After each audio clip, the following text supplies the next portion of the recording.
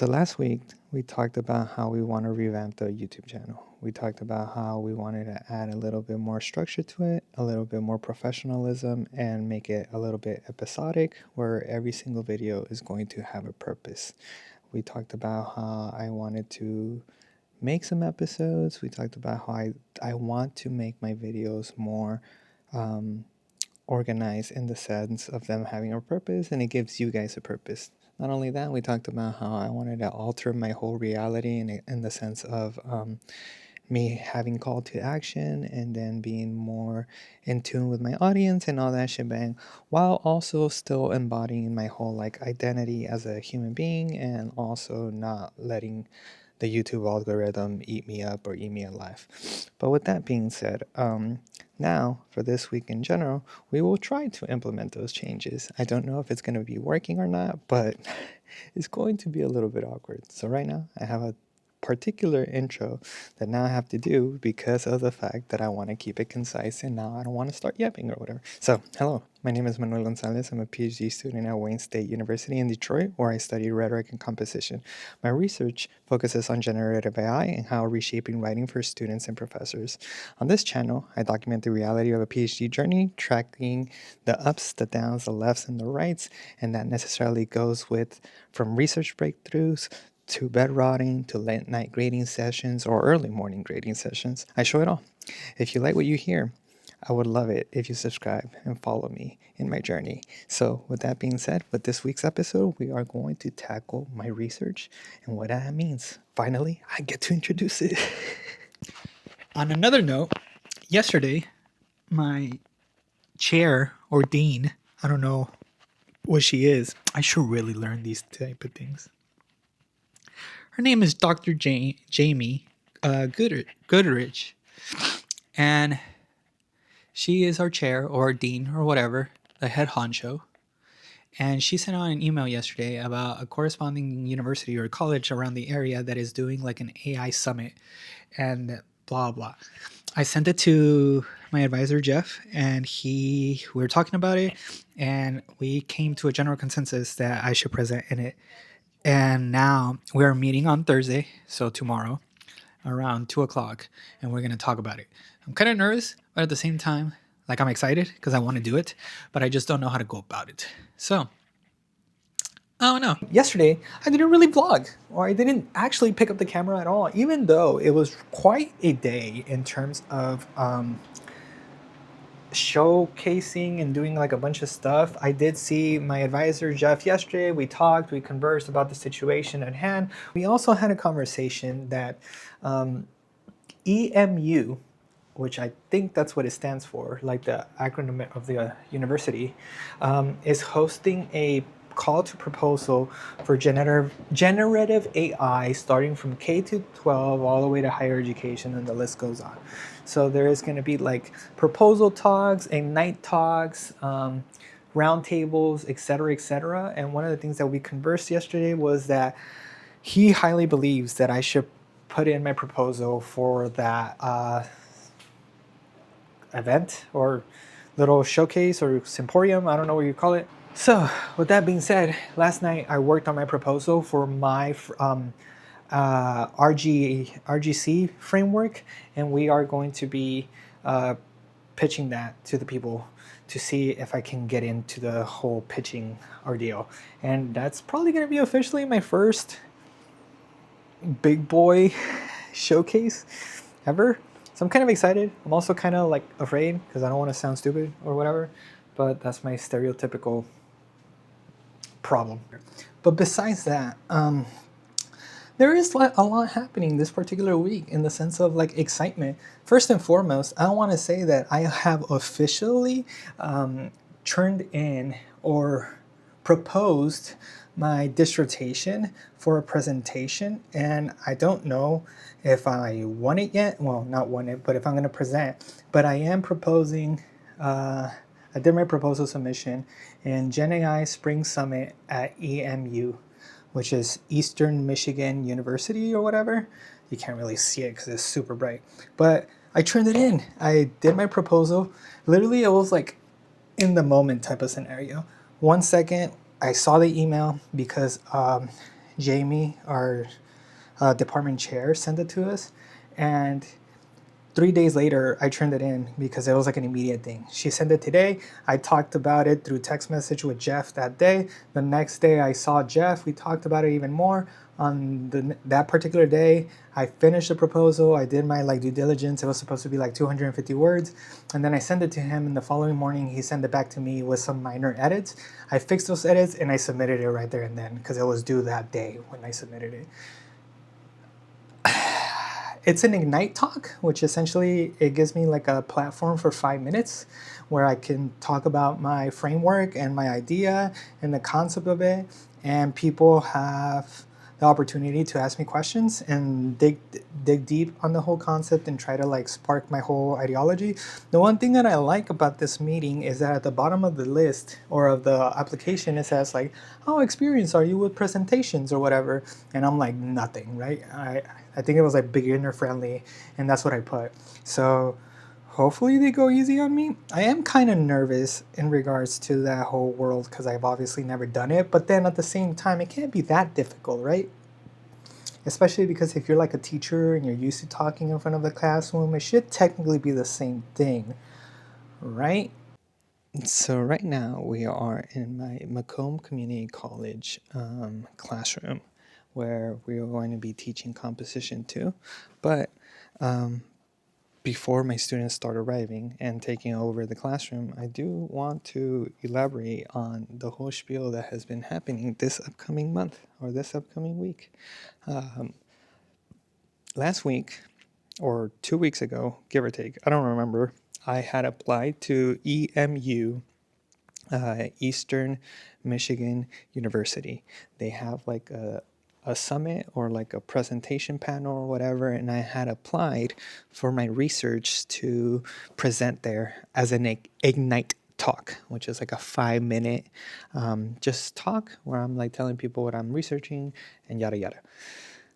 I filed my abstract or my proposal, and I believe 2 days ago, they had officially emailed me back and said that I have been approved. So I am super happy about that. The other thing that they told me, which I will put the emails and stuff like that over here, is that they had told me that they believe that a 5 minute talk for what I'm embodying in my abstract isn't enough time, and they're wanting to give me more time to talk about it. So instead of being an Ignite talk, it's going to be a solo person presentation where I'm going to be talking for 10 to 15 minutes. So that's crazy that they want me to do more because I don't know, they like what they heard or saw, or they believe in me or whatever. And so I'm a little bit nervous, I'm not gonna lie. I've never realistically done a presentation or a talk about my research, and quite honestly, I haven't even done it on my YouTube. What makes you think I want to do it all professional? Um, I sent Jeff that whole information. He's happy for me. I sent that for Dr. Ola as well, and he's happy for me as well.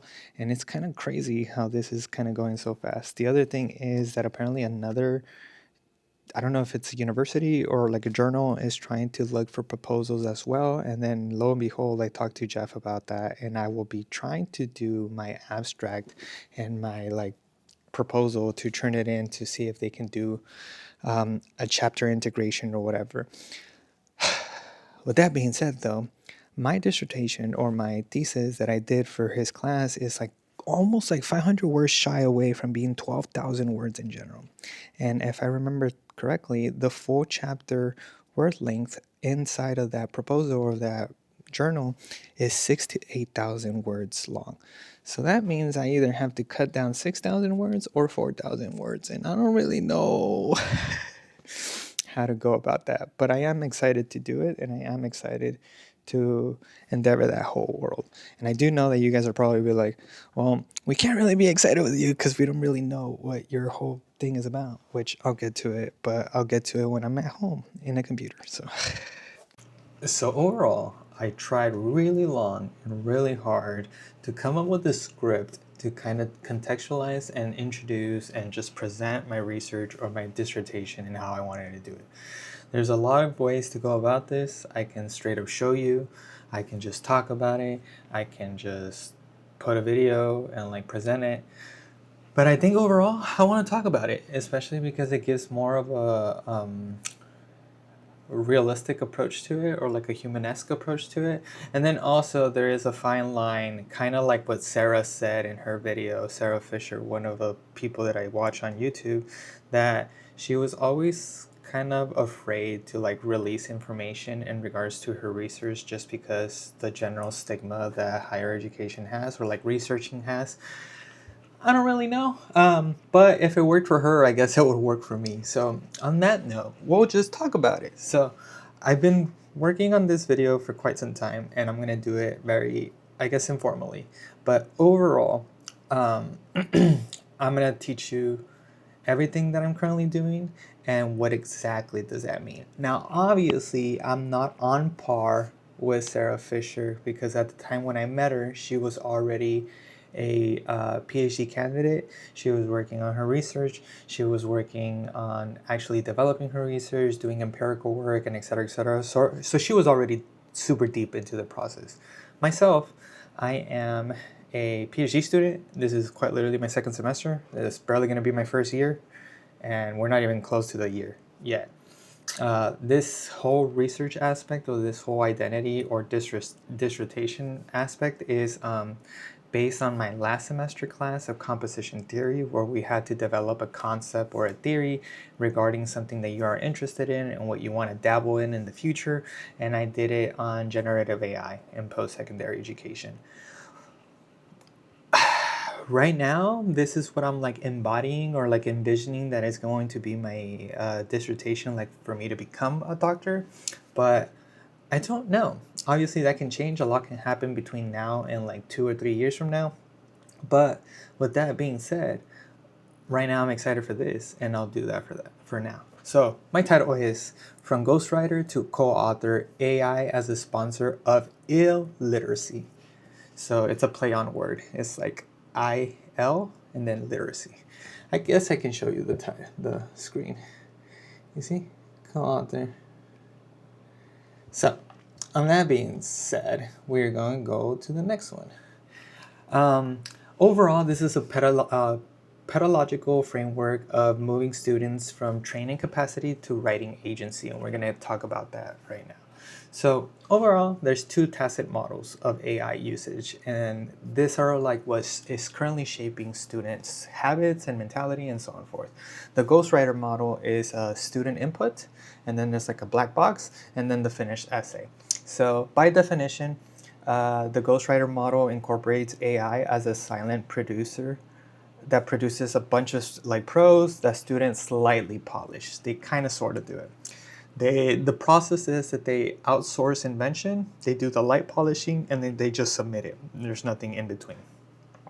As a result of this, the student's role shrinks to surface level editing, and then the AI is in an opaque black box where invention is hidden. So there's no realistic like human-esque side of it. You just tell ChatGPT to write you an essay, and you turn that in. The co-author model is quite what it sounds like a collaborative effort between you and the AI. Now, obviously, there's a lot more to this, but I'm just giving you the bare snippet of it. By definition, this means that the student's plans, prompts, iterates, and attributes within a visible rhetorical frame process. The process is you plan and you prompt it, you iterate it, and select your selections of things when the chat gives it back to you, and then you attribute it. The result is that the student retains control of aim, criteria, and final selection. The AI is a transparent glass box where labor is visible. So, what does that mean? So the key insight for this is that the issue is not whether students use AI, but what relationship to writing that use is training. There's a sense of training capacity, and there's a sense of self-efficacy, and we're going to dabble on that right now. So to kind of tackle this concept, the ghostwriter trap, why efficiency leads to training capacity. So the core concept was training capacity, and it was brought forward by Verlaine 1914 and Burke 1935. And Verlaine talks about training capacity as a habit that appears efficiently in the short term, but actively narrows the writer's skill set precisely when judgment is needed. When a student delegates invention and arrangement to AI, they develop a deterministic screen that values fluency over rhetorical fit. So what does that necessarily mean in the real world, I guess? So obviously, you as a student, if you use AI in any way, shape, or form, and this is not just ChatGPT, it could be Claude, it could be anything, Gemini, blah, blah, blah. So there's like delegation. The student delegates invention to the AI. He just tells you, hey, I have an essay, American literature in 1945. Please tell me how to write a paper or whatever, and puts the prompt. Then there's like an illusion of competence. AI produces fluent, grammatically perfect text, and so the student just feels like they are in power and to some extent. Then there's like atrophy, which is a planning and monitoring skills shrink. Surface flow is valued over rhetorical fit. So there's kind of like whatever. And then you have incapacity, which is the student becomes brittle outside of the AI environment, unable to adapt. So what does that really lead to? In my opinion, all this is derived from English insecurity, which drives the retreat into the ghostwriting model. So because it is super easy or super appealing to just use an AI because they are 10 out of 10 writers and pros, influencers, and blah, blah, then why not use it type of scenario? So the context. English insecurity is the ambient fear of not sounding right, often felt by multilingual and first-generation writers. Writing is a solitary confrontation with one's own internal self. So, like, I'm targeting it to multilingual first generation, but it could primarily be to anybody who is just not comfortable or sees fit when it comes to the English language. And because they don't sound sophisticated or pinkies up or they don't sound like the next Shakespeare, they're saying like, hey, like I suck at writing, I suck at English, and because of that, I feel like I could just put this on ChatGPT and it will be way better than I could ever do. So what is a trap? So AI offers immediate relief, generic fluency that feels like safety. It removes the threat of the blank page and the fear of linguistic judgment. So because you are able to produce perfect prose and submit it as your own work, people are going to be like, oh my God, you're super smart, you're super cool, blah, blah. But in reality, you're not really helping yourself. The consequence of this is that relief hardens into dependence. The student credits the improvement to the tool, not their own decisions. Maybe I'm not good enough becomes I can't do this without AI, and that's the problem. So, overall, applying and using the ghostwriter model weaponizes insecurity by offering a shortcut that bypasses the necessity or the necessary struggle of learning. In order for an individual to become better at what they are doing, they have to struggle. They have to put their blood, sweat, and tears into the assignment, into the learning process, etc., because that's teaching you how to do this whole shebang. So essentially, we must shift from outcome expectations to co-authoring self-efficacy. So what does that really mean? So based on Bandura, 1977, efficacy grows where agency is legible. Students must experience themselves setting aims, generating alternatives, and selecting options to believe they are writers. When the process is hidden, such as like the ghostwriting model, they credit the tool. When the process is visible, such as co-authoring model, they credit their judgment. And that's what we're trying to expand. My dissertation or my concept or my framework is developed on Flower and Hayes' 1981 model of like the cognitive process model that reveals where agency must be preserved. So in the ghostwriter error, you have in the ghostwriter model, you have AI takes over planning, which is invention, and translating, which is drafting. The human only does light reviewing. The collapses. This collapses the whole like cognitive loop that Flower and Hayes talk about. So with the co-author model or the co-author correction, planning and monitoring must remain human. If the student cannot explain why a sentence exists, the work has drifted from collaboration to outsourcing, and that's no bueno. AI generates options in translating, but the human selects based on planning criteria. So then we have the human territory, which is like the planning stage. We have the shared territory, which is the human and AI in the translating phase. And then we have, once again, a human territory where it's coming to reviewing. The planning stage is goal settings, audience analysis, translating is generating text options and coming in between those text options, reviewing is evaluating and revising. You do the monitoring cycle, and the list goes on. I'll put some pictures or screenshots so we can better analyze this. Refining authorship from solidarity genius to the distributed rhetorical labor. One of the other people that I embodied their thematics or their frameworks into my concept of my dissertation was Ede and Lunsford 1990s talk about what is collaboration or what is co-authoring, and the fact that they at the time were associating collaboration as a no-go because of the fact that like you wouldn't get the same popularity or like the same respect if you worked with somebody else on your paper. So it was very like negative impact if you join forces with somebody to produce content. They always said like, oh, you should do it yourself, because if you don't, then you're gonna like avoid opportunities for tenure track and et cetera, et cetera. Ede and Lunsford kind of like listened to that, and they were like, this is terrible mentality. Like, we should be able to collaborate. We should be able to join forces with other people, because two heads is better than one. Essentially, that's how I read it. So human co-author means, in the eyes of Ede and Lunsford, is a shared personhood, mutual accountability, and traditional collaboration aspects, according to, like I said, Ede and Lunsford 1990. The AI co-author, what I'm inventing or what I'm presenting, is distributed labor, a structured division where AI generates options, but the student remains responsible for the purpose and the judgment of it. So you have to obviously set the rules of the roles, or you have to set roles in general and then develop rules. So treat AI like a person, assign it a role, kind of like in real life when you do group work activity. Who's the leader, who's the researcher, who's A, who's B, etc., etc. But tell it what kind of person it is. Set bounded constraints. AI acts like a coach, a mentor, an editor, a cheerleader, a spokesperson, the list goes on.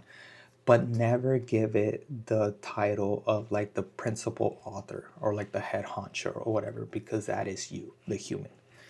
Co-authoring is not about treating the machine as sentient. It's about organizing labor so that the human retains the managerial role of monitoring. So because of this, I created a framework. I created the Rhetorical-Governed Co-authoring framework, which is abbreviated to RGC.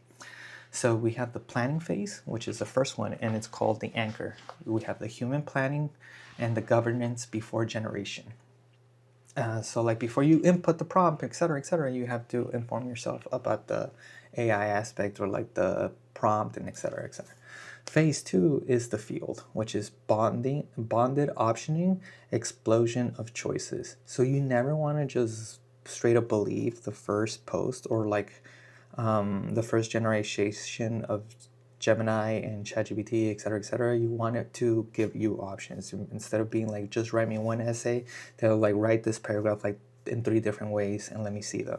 And so you have options for you to like understand where the robot, I guess, is coming from, and how you can take snippets from here and there and do that aspect of like the co-authoring aspect of it. Phase number 3, the filter, which is human monitoring, selectioning, and revisioning. And then the overall goal of this concept is the fact that you operationalize self-efficacy by ensuring every AI interaction is governed by human criteria, because you are the center of attention in that aspect. Without going too in depth with the phases, it is primarily a structure of accountability on yourself to understand what the process is talking about, what you're informing the AI or the robot, and what you're receiving back. Not only are you receiving multiple options, but you're making the judgment call of what to keep, what to get rid of, why'd you keep it, why did you not implement it, and the list goes on. Obviously, it's a lot more complex than that, but I don't want to make this video like 30 hours long. Overall, at the end of the day, you have to reiterate the aspect of you using AI, and you have to contextualize how are you going to give it credit, because standards protocol for collaboration or co-authoring with a human being is that you write them as second author or first author, depending on the contract. You obviously attribute them in the acknowledgments and et cetera, like a normal human being attribution. For this, we are redefining attribution, the AI contribution statement, or AICS, which is an AI contribution statement that talks about like the role in general. So we are making a shift from we are moving from did you cheat to how did you collaborate. And so the AICS model requires disclosing what role or what labor did it do, as in like the AI. Did it do brainstorming, counter arguments, and et cetera, et cetera? Where did it do it? So like, for example, you can say like, oh, I used it in the introduction of the essay and I used it on paragraph 4. And then the authority. How did I evaluate / modify what I used or processed in the whole shebang? So you can potentially say like, I used ChatGPT to generate 3 potential counter arguments, the field. I selected the arguments regarding economic feasibility and revised it to match the local context defined in my anchor, the filter. I verified all claims independently and made my own judgment call of what to keep and what not to keep. Something like that. Because of this, we implemented Kassner and Wardle's concept of threshold concepts, so building decision routines that transfer. And so what that means is that we have an AI-assisted task of transfer. And so we generate the options, evaluate the criteria, we name a situation, again, generate the options, evaluate criteria, justify the choice, and the list goes on. The insight is that what transfers to future tasks are not finished tasks, but decision routines. The bridge or the concept of this implemented into my theory is that with the RGC framework, the student practices naming the situation and justifying choices. Even without AI, they now possess the skill to separate drafting from revising and how to evaluate options against criteria. They cross the threshold from correctness to rhetorical awareness.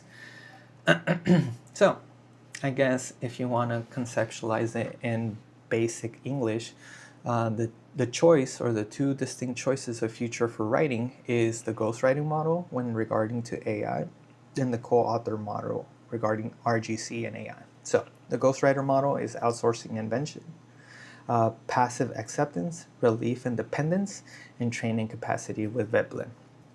The co-author model or the RGC framework is distributed labor, active judgment, collaboration, and mastery with self-efficacy with Bandura.